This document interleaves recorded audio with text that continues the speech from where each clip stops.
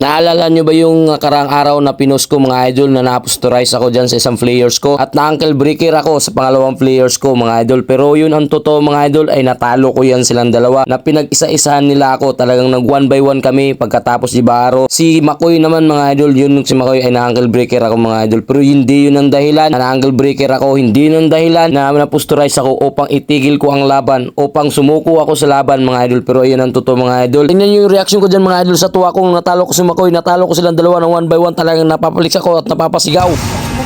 Hindi. Bobo yan. Wala.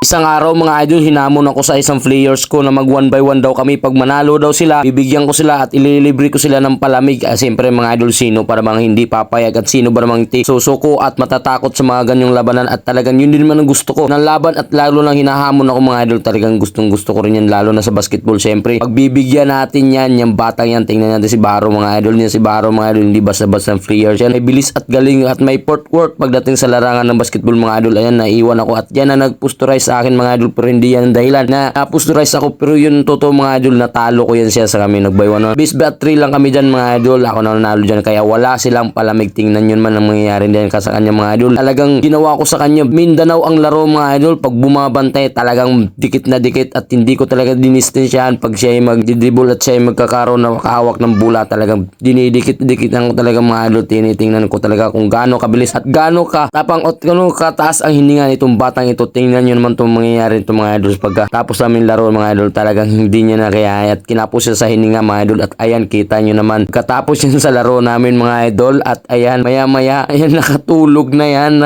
umiga na siya sa higaan. Talagang natatakot ako sa batang yan.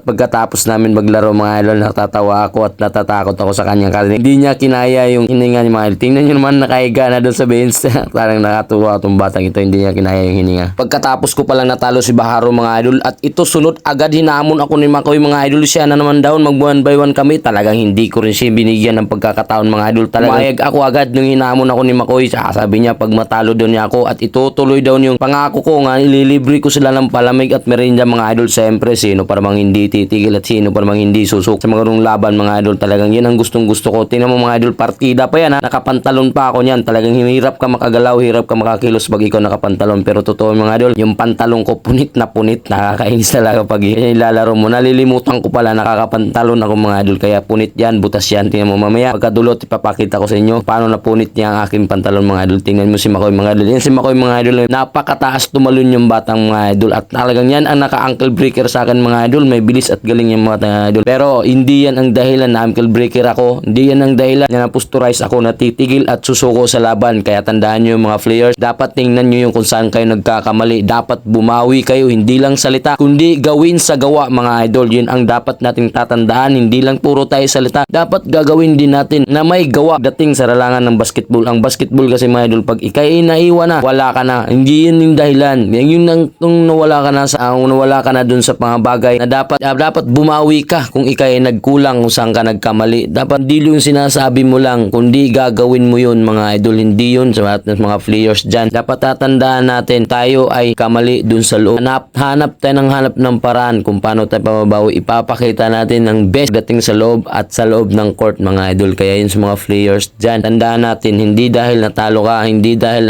breaker ka, hindi dahil turais ka mga laro, sa mga nakarang laro o nakalipas, dapat tuloy-tuloy ka lang maglalaro. Dapat wag kang manghinaan ng loob. Silagay mo sa isip puso mo dun sa mga araw nakalipas na ikaw ay natalo, dapat hahanap ka ng paraan o isipin mo o magtanong ka saan ka nagkulang o saan ka nagkamali. Ayan yung sinasabi ko sa inyo mga idol, na ipapakita ko sa inyo sa dulo kung paano napunit ng aking pantalon.